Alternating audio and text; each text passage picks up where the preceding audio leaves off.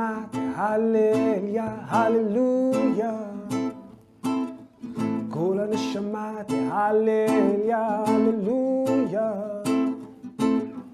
כל הנשמה תהלל יא הללויה, כל הנשמה תהלל יא הללויה, כל הנשמה, כל נשימה ונשימה תהלל, תהלל, הללויה.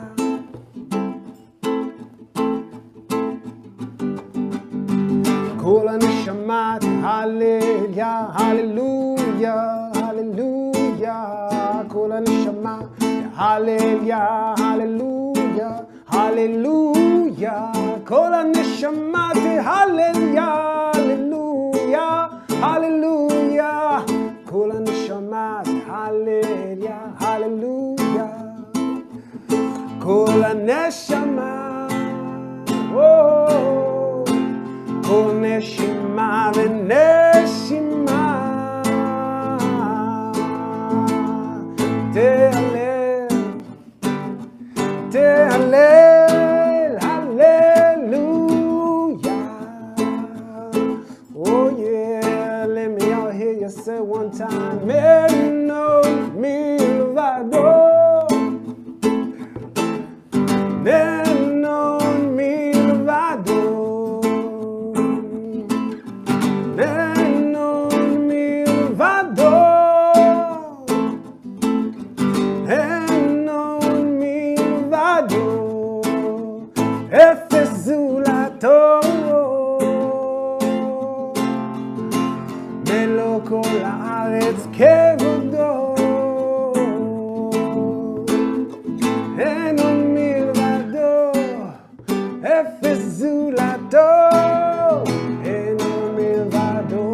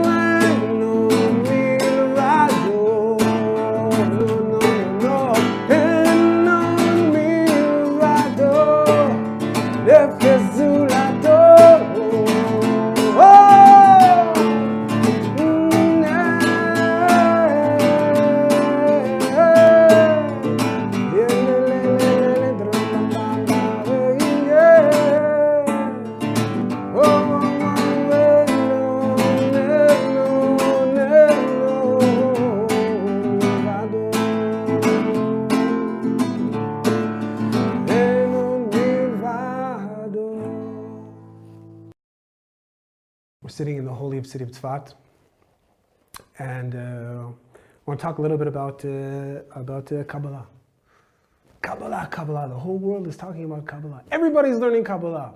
Jews, non-Jews, learning all kinds of different things about the Jewish tradition, the Kabbalistic tradition. Some kosher, some a little less kosher. I wanted to talk a little bit about a little bit the essence of Kabbalah, and how we can use the Kabbalah, what the Kabbalah is able to teach us, that we might get a little bit more out of our lives, or maybe a lot more out of our lives. Like I said, we're in the old city of Tzfat, and this is where it all started. Just over on the other side of the valley where we're sitting is buried Rabbi Shimon Bar Yochai, who was one of the holiest sages lived about 2,000 years ago, the time of the Roman persecution in Israel, destruction of the temple, about 70 AD. Lived after that time, and was able to reveal some of the deepest secrets of the universe. Some of the deepest mysteries that were hidden in the Torah. Author of the Zohar, the Holy Zohar, which a lot of people have heard of. But the Zohar was written in such a way that it was very cryptic, very hard to understand. And it was not made public at all. Only very small groups of holy rabbis, holy sages, they were able to get a copy of the manuscript and to study the Zohar. And everybody tried to understand what was the Zohar talking about. Again, very cryptic and not understandable at all. Until about 500 years ago, right here in Tzfat, there was a rabbi. His name was Rabbi Yitzchak Luria, better known as the Ari, the Holy Ari, and Mamash changed the face of the way we experience spirituality. Ari started to unlock some of the deepest secrets of the Zohar and started to expound and to allow us to get a deeper glimpse into the workings of creation. And the Ari started to teach. He didn't teach for very long. He was living in Tzfat for less than 2 years. But in those 2 years, he managed to change the face of what we think of spirituality, think of some of the deepest ideas. What is God? What is man? And this is some of the teachings of the Ari that are talking about some of the deepest questions that man has asked for millennia. The Kabbalah, as the Ari explained it, it starts with taking on these very deep questions. What is God? What is man? What is the essence of the soul? What is the purpose of life? What is the purpose of creation? What is God and why did God create the world? These are all concepts that are very much talked about at length within the Kabbalah. The Ari reveals so much as to what these things are talking about. So there's a few of the questions that I don't want to get to right now. Maybe we can talk about those another class. Just asking what is God? What is God? Such a huge question. Such a loaded question. I am reminded of a story of a Jew who came up to one of the holy sages. He says, "Rabbi, I have a problem. I don't believe in God." And he was much distraught about this. God is such a central part of being Jewish and Judaism. But he says, "Look, I don't believe in God." And the rabbi looks at him and says, "Don't worry. The God you don't believe in, I don't believe in either." And growing up, we kind of have these ideas of what we think of God as, and we see movies and stories and all kinds of things. And for most people, what do they think of God as? An old man with a long white beard sitting on top of a cloud, controlling the world. And the Ari says, you have to totally destroy these ideas of what we think about spirituality and about angelic forces. And most people think, what's an angel? What's an angel? An angel is a small fat baby with wings. Right? You walk into any museum in Italy and you think of angels, and it's the Kabbalah explains that these things are much deeper than what we think they are.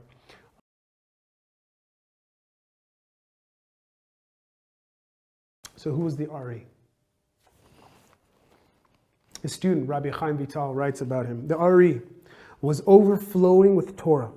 He was thoroughly expert in the Bible, Mishnah, Talmud, Pilpul, Midrash, Agadah, workings of creation, workings of the Merkavah.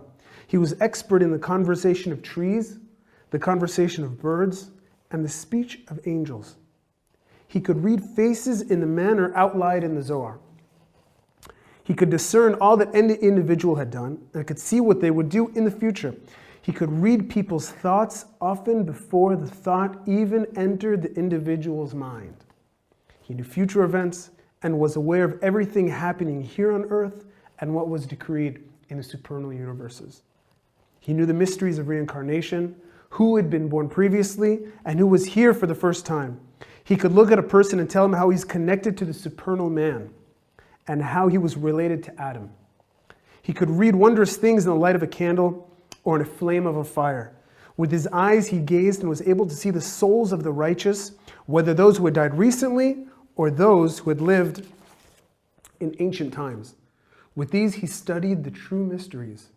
By a person's odor, he was able to know all that he had done, an ability that the Zohar attributes to the Holy Child. It was as if all these mysteries were lying in his bosom, ready to be used whenever he desired. He did not have to meditate on them to seek them out. All this, his student says, all this we saw with our own eyes. These are not things that we heard from others. They were wondrous things that had not been seen on earth since the time of Rabbi Shimon Bar Yochai.